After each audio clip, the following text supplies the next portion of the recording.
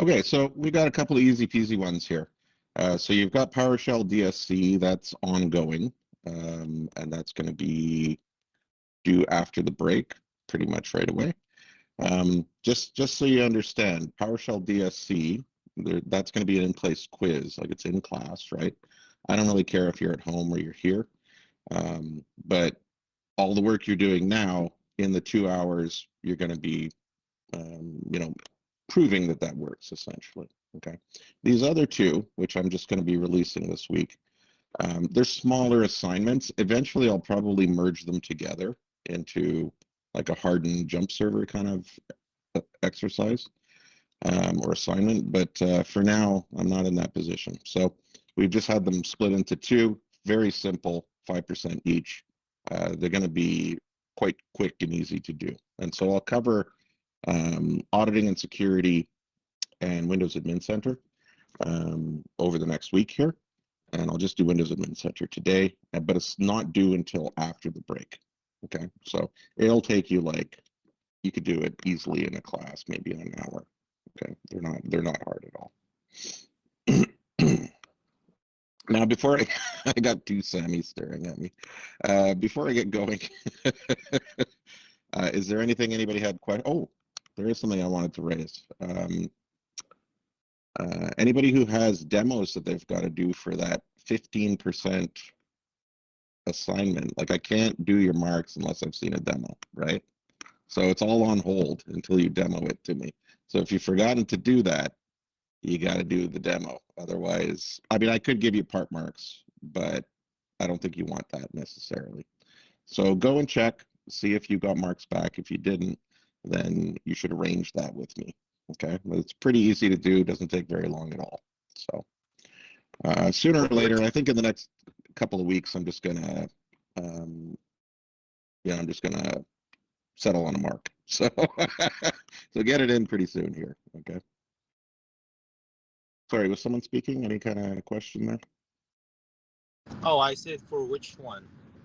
Oh, that's the secure apps. You did that one, I believe. Yeah, I did. Okay, just wanted Yeah, to. yeah. Yeah, it's just Thank that you. people, if you go and check, if you haven't got your mark back, it's because I haven't had a demo from you. Okay. Okay, so let's do this thing. So today we're doing Windows Admin Center. Excuse me.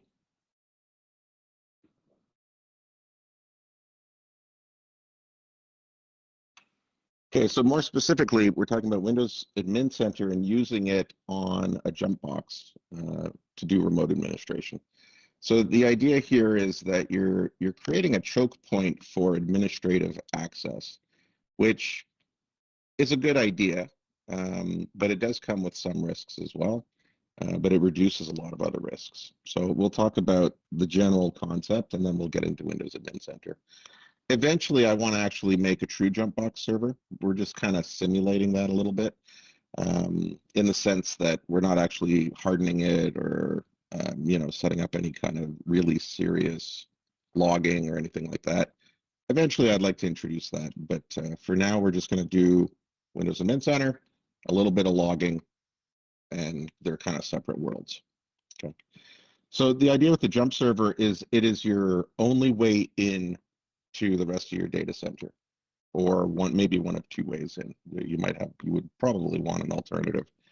Um, but the point here is that you put a lot of energy into making sure that that's secure. You restrict how people can actually get to it, and you monitor the heck out of it. And then it is your jump point into the rest of the servers in the data center or in the cloud.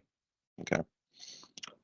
So the connection to the data center computers, you can't connect to any of the other ones unless you go through that jump server. And the administrator logs into the jump server, often via RDP, but that's not the only way to do it. And so with Windows Admin Center, you could just have HTTPS access. Okay. And then they establish a connection to the servers in the cluster, not necessarily using RDP again. That was the old school way of doing it. And I still do that at home. I RDP and then I RDP into my RDP.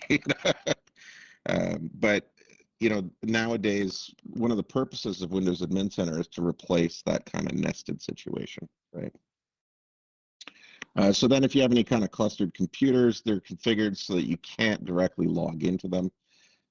And so if you don't have access to the jump server, you don't have access to the cluster, which means you've got a single point of failure not in terms of the functionality of the system, but in terms of your access, right? But this is not necessarily considered to be a terrible thing. And you can always set up some kind of backend that you can also get in through. Okay, but they call this process funneling. So basically, you're being herded into a particular way of accessing the data center, right? Okay, so in order to do this, you have to set up some kind of plan and security policy for what's allowed, what's not allowed, how is it that you're going to get in. So you're going to have to set up user access controls, and the jump box may be restricted by VLAN, maybe not. It depends on how you choose to implement it. Okay, you could limit which workstations are able to connect to it. You could require certs to connect in, that kind of thing, right? So it really depends on how you choose to do it. But you want to make it so that it's not something that any random user on the internet would be able to take advantage of. Okay, so you're taking extra steps to harden the jump server to prevent unauthorized access. So you're raising the bar for any kind of impersonation or any kind of phishing, and so multi-factor authentication should be implemented with this to help things out. That's becoming more and more of a standard, right? In fact, if you go to Azure, they now require multi-factor. It used to be they just suggested it, and now it's just like you do this. You have 2 weeks to get this in place, basically. Now, one approach to setting something like this up is what's called enhanced security admin environment. And this is slightly older, and it's considered, I don't know about deprecated, but it's considered a bit more niche now. But the approach here is you set up a separate forest for your admin accounts. And I can see why this has been deprecated, because it does seem like it's a hassle. So if you've been doing, Capstone right now, some of the challenges in terms of getting authentication to work between different domains within a forest. And, the idea here is that you would set up another forest that contains all of your key accounts, and then all of the other accounts would remain in the regular forest and domain. Okay, so all the management resources would be in the admin domain. That would include the jump box, any admin accounts who have access to the jump box, or any kind of privileged workstations that would be able to get to the jump box. Okay, so the objects that are being managed, that is to say, the subject of your administration,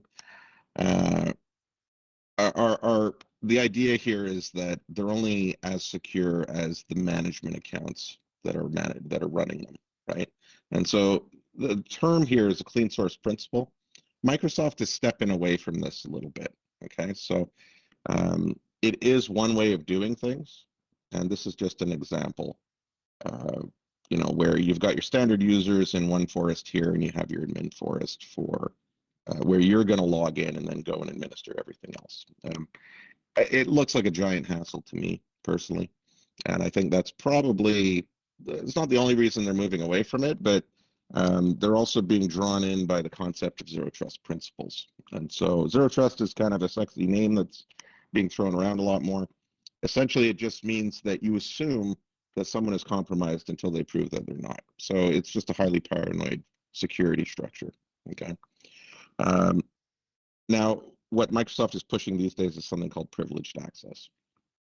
So it's not that different, but it's also not as intensive in terms of creating this separation between administrative and just day-to-day users.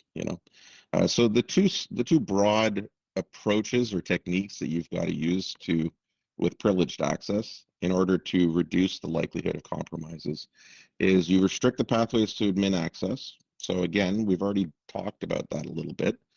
and then monitor the hell out of those restricted pathways. So it's a lot more about monitoring, and it's less about creating these structures that are completely isolated. But you do want to set narrow paths for how users can get into resources. Okay, so if you configure it properly, a jump server running Windows Admin Center could illustrate these principles rather well. You know, both in monitoring and in restricting access. Okay, you just have to think about how you want to do it.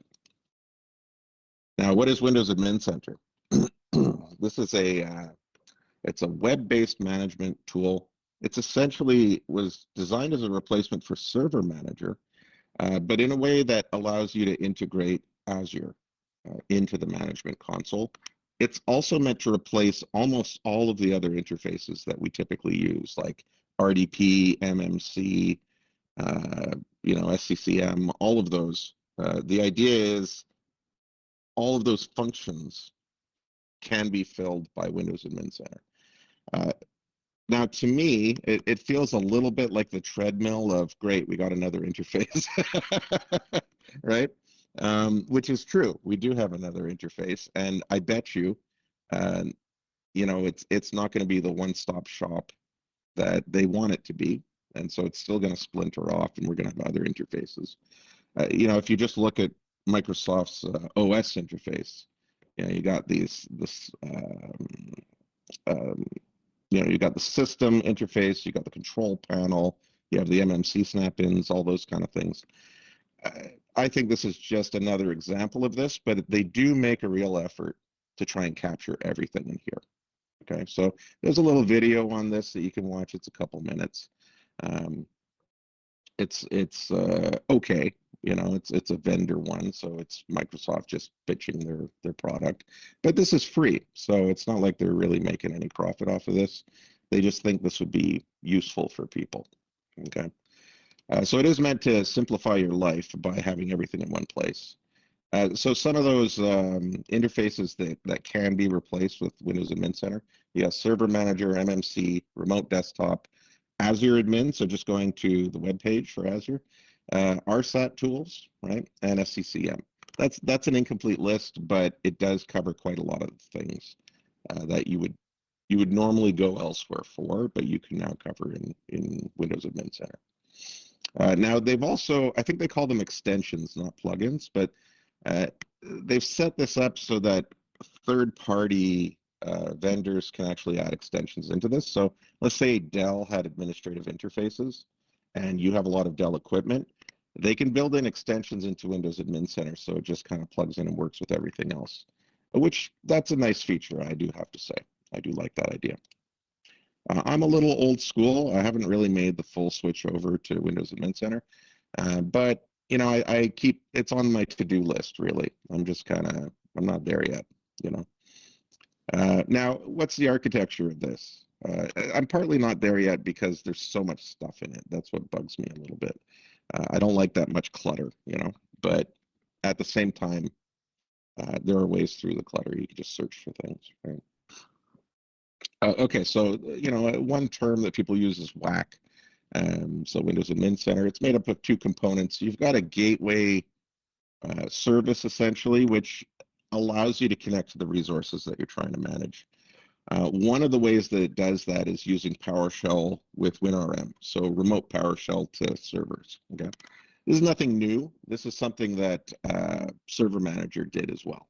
Okay, but the idea here is you've got the administrative part, and then in front of that, you've got a GUI. And the GUI is based on a web service. So you have, you know, when you're giving it instructions, you're going to talk to the web service, and then behind the scenes, there's all this PowerShell going on in the background. Okay, that means that if you're having problems actually managing a system, it's probably at the back end with PowerShell. It might be a WinRM problem. Okay, or some kind of network issue, or DNS, right? On the front end here, you have, you know, it's TLS enabled, but it's self-signed, okay? Which is, you know, it's not the end of the world, but if you're trying to secure things, you want to have a proper certificate. So that's like a bonus point that comes up in the assignment. is to actually just set up proper certificates for Windows Admin Center. Okay. Now, you could make this available externally through HTTPS, right?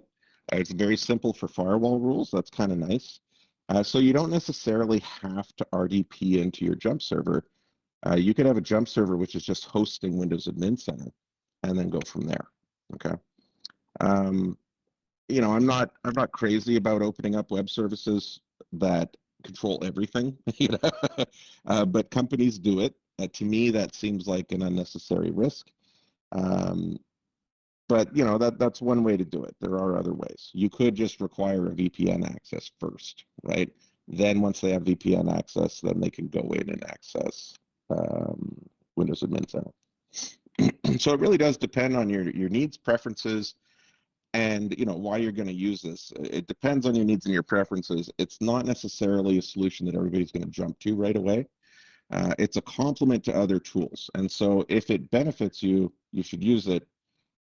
If you're not really getting that much out of it, it's just another layer of administration, right? Or just another tool. So it offers access to both on-prem and Azure resources. So that's one selling point. So you have that central admin interface that lets you manage both. And Microsoft makes a lot of, you know, they make big bones about that. They really emphasize that it's good for hybrid environments. Now, it also has pretty good cluster management tools. At least that's what they say. I don't really, you know, I haven't really worked with hyper-converged infrastructure yet. So, hey, people. Because of the snow? Yeah. Because of the cars. All right.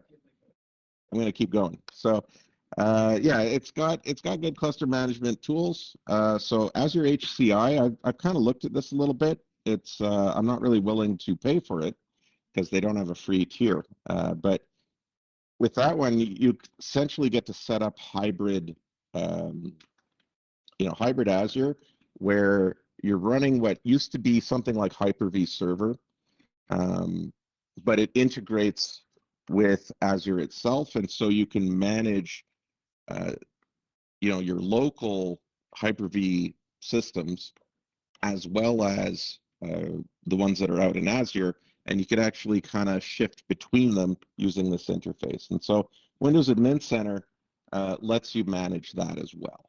Okay, so they've built in support for that. There's also something called Azure Arc, which I've looked into, and I'm still struggling to understand exactly how this differs from Windows Admin Center.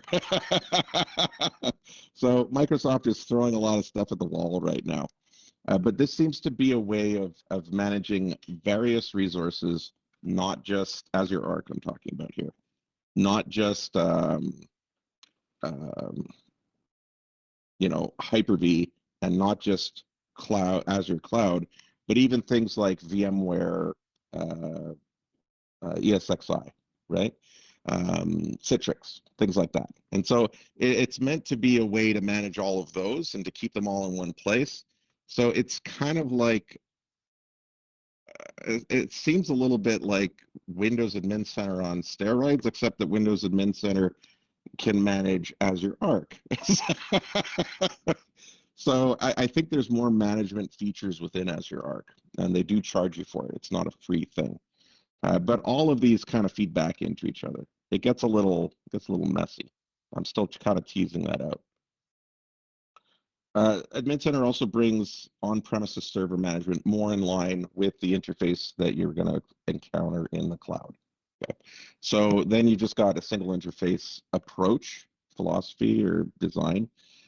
So, you know, when it comes to training students, we'll probably start them out in the future with Windows Admin Center and just move them into the cloud, and they'll find it easier to transition, you know. I think that's what Microsoft's kind of thinking about. So the general strategy, you install Admin Center on a single hardened jump server, and then you either restrict external access to HTTPS, so TLS connections, to Windows Admin Center. In other words, it's hosting the web server, you connect to it from home, right? Or you restrict external access to RDP, so you RDP into the Jumpbox server. And then you have localhost access to WAC. So you're not really accessing that out on the internet. You remote in, and then on that local host, you can run the interface. I actually prefer that second approach myself, but I'm not going to say I have really good reasons for that. It's probably more a comfort thing. It's just what I'm used to. I don't really like offering web services. RDP has had hacks before, but web servers tend to have more. So now that's the first part. The second part is you increase the heck out of the logging and the monitoring. So you up the logging so that anything that's occurring on the system of any kind of significance at all, actually does get logged. That's usually through group policy, and then you set up automatic monitoring of the logs so that it'll alert you if there's anything unusual. Okay, and that can be integrated with Azure as well. Okay, let's get into the assignment here.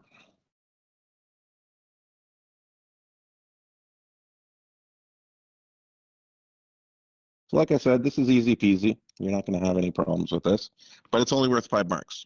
So you could probably hammer this out by the end of this class pretty easily. You got to go down, grab Windows Admin Center, have one Windows 10 client as a proof of concept, and we're just going to manage a few things within the domain environment. Okay, install Windows Admin Center, and allow it to generate a self-signed certificate. Okay, but we will, as a bonus, you're going to be offered to set up a real certificate. If you do that and you do it correctly, I'll give you marks from some other other assignment that you lost marks on. So if you let's say you did terribly on the certificates quiz, then if you get a couple extra points here, I'll adjust your mark in that one. Whatever you got the lowest mark in, I'll just bump it up. Okay. So go set that up, and then just start doing a little bit of management, basically. Okay. So we've set up a jump server, but we haven't hardened it. We're not going to do that in this course, at least now. I'll eventually merge the 2 assignments and then add a little more beef to them. But for now, we're just going to pretend that we did that. Okay. So you got to set up the domain administrator to be able to authenticate. Let's see. Oh, and then we register our Windows 10 client, make them show up in Windows Admin Center. Okay, now here we're going to Azure Active Directory. Okay. Is this Azure or is this regular? I think this is Azure. No, this is regular Active Directory. Yeah, so we don't deal with any kind of tenants here. We're just going to stay local, right? But you can add in this extension that allows you to manage Active Directory, and then you do a proof of concept creation of one account through this interface just to show that you got it working.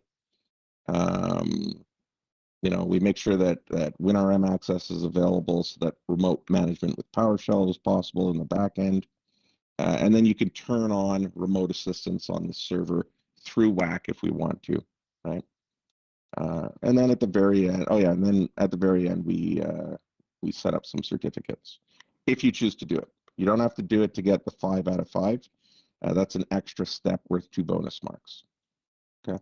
Oh, but there's no real instructions on it. You just have to do it. So it's one of those research things, but it'll allow you to recuperate some marks if you lost some somewhere and you kind of have regrets about that. Okay. So like I said, this is a really easy one. I'll introduce the next one tomorrow. That'll be the logging. Okay. Any questions? Questions about anything else?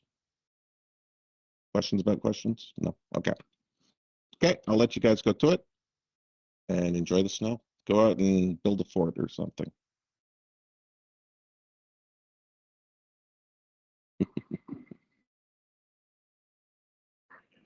You have an important.